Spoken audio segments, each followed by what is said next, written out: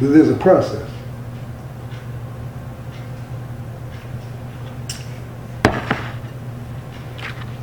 Think of what I said to you last week, when the 5 elements were out of alignment,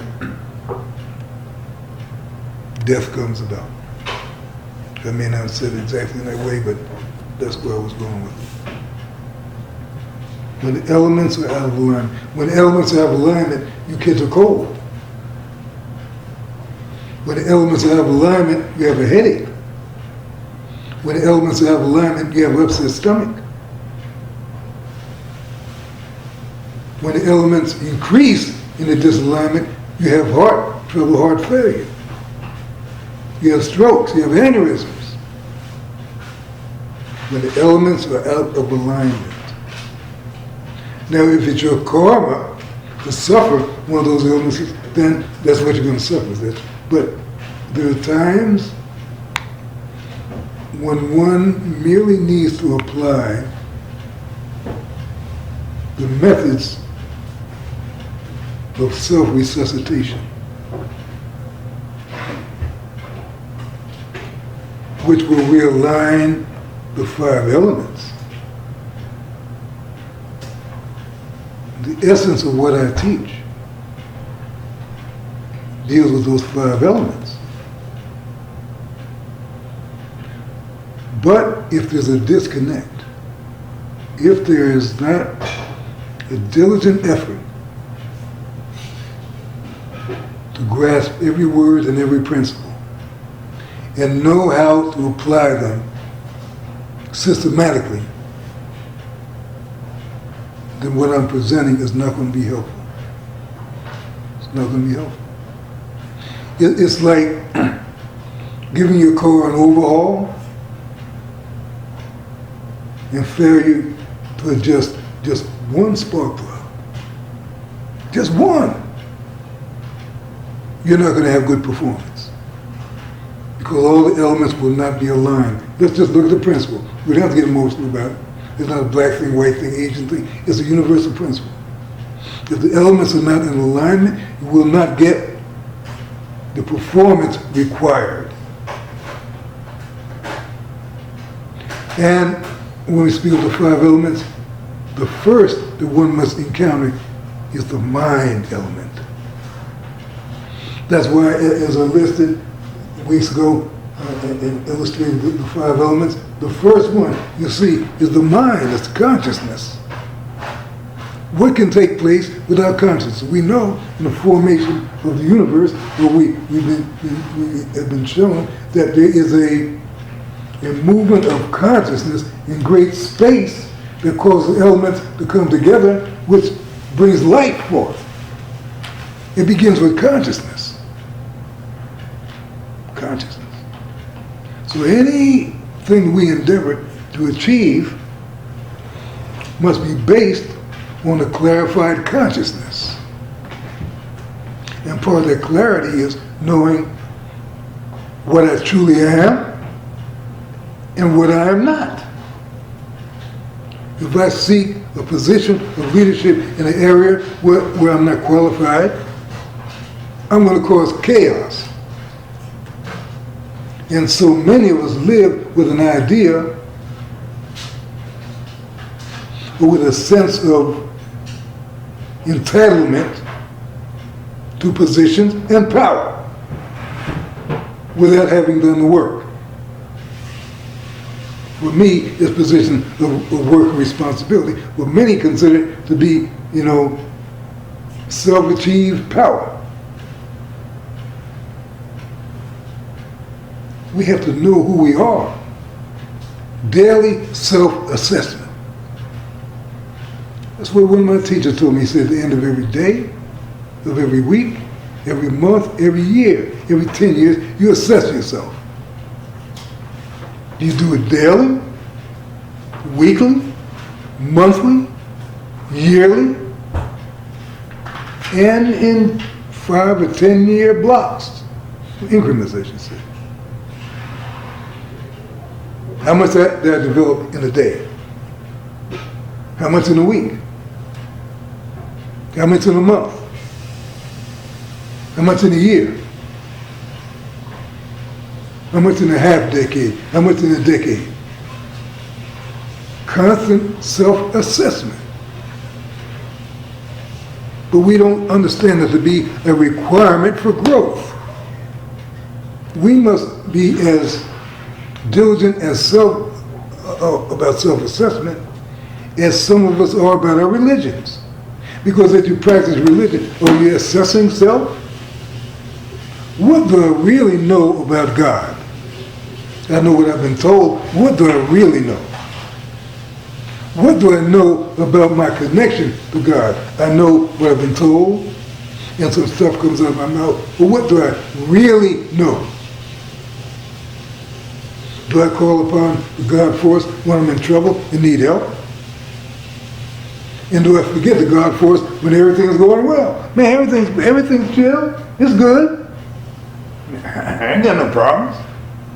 What I'm calling God for? I call God when things are going hard. I'm not condemning that. It's not for me, but I'm saying understand if this is what we do.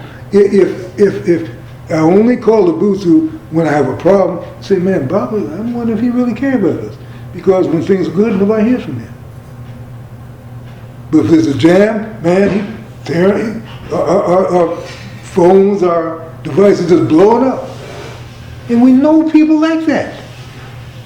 Not to condemn, to be aware of. Here, please hear what I'm saying. It's not about condemnation. It's about awareness. If you know you'll face traffic tomorrow, there's going to be black ice. Do you cuss the black ice? Do you hate it? You just be conscious of it. Be aware, that's all. Some emotional aggression toward inclement weather is not going to solve, it's not going to make your journey safe. So we need ongoing self-assessment. How do I think? How do I solve problems? How do I engage problems? How do I react when I see a problem? How do I respond when I see a problem that seems unsurmountable?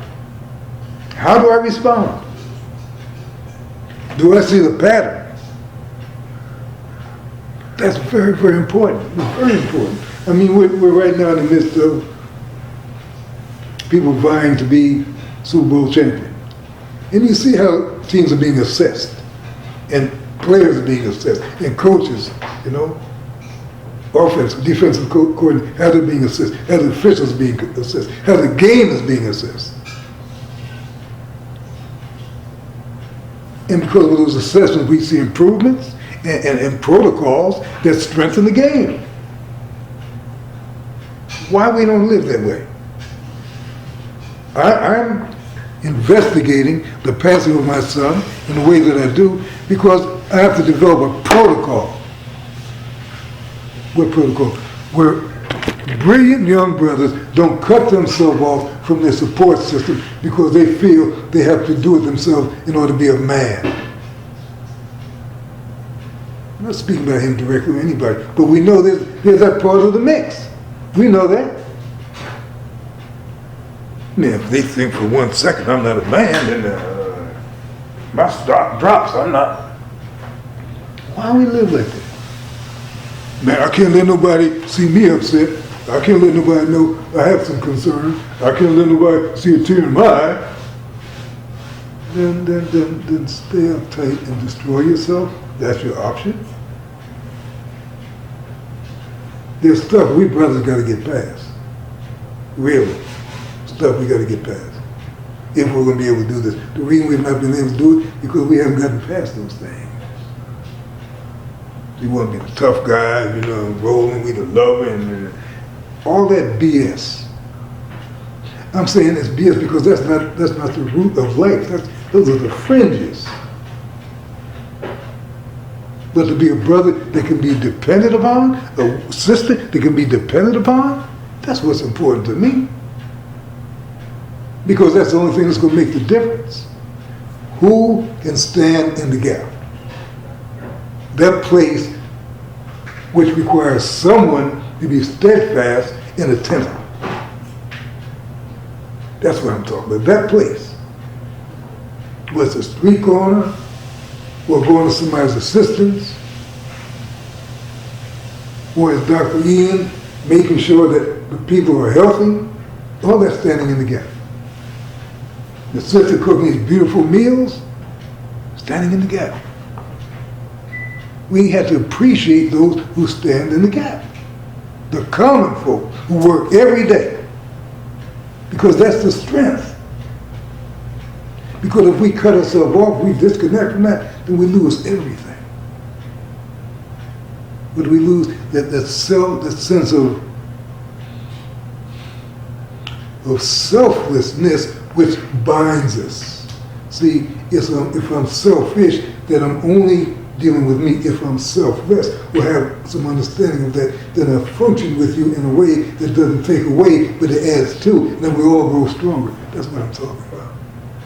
This basic warrior, this is not about who can beat who. Did you all see what took place less than 2 weeks ago? Anderson Silva, the most prolific fighter in MMA that I can think of, he lost his title because he was arrogant. When that boy beat him the first time, he poked his chin, boy, said, okay, you put it out there and hit it, boom. Not mocking him, I'm saying he threw it away. He achieved more as a fighter than I achieved. So I'm not mocking that brother. His skill in the ring eclipses mine. That's the reality. But he threw it away. And then gets his leg destroyed on a basic technique. You don't kick aimlessly. You have to choose, okay, let me use the words of my recently departed son. I learned from my father that there are spaces. And you have to know how to enter those spaces or how to put your opponent in those spaces. I think you all heard me say that one time or another. When you move, there are certain spaces that you get in, you put your opponent in. You pick your shots through your intelligence, through your perception. Just don't throw the leg out there.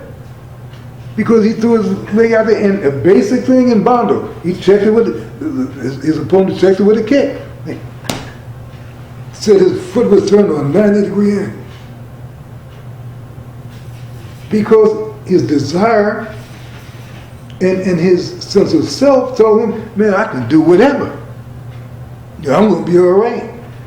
No, you have to assess yourself. You're getting older, or you're training with the same desire. If not, you need to be out of there. Because champions, they're fueled by desire to remain champion. Now, if you see the pattern changing, you pull yourself out of that because the violent square is demanding. It's unforgiving. The violent square is unforgiving. Whether you talk about boxing, wrestling, kickboxing, and wherever two human beings come to each other to do damage, blows are unforgiving. You leave a space, you zig when you should zag, punishment will be swift. All of this I'm using as a metaphor for how we live life. Proper self-assessment. Know self and know the opposing self.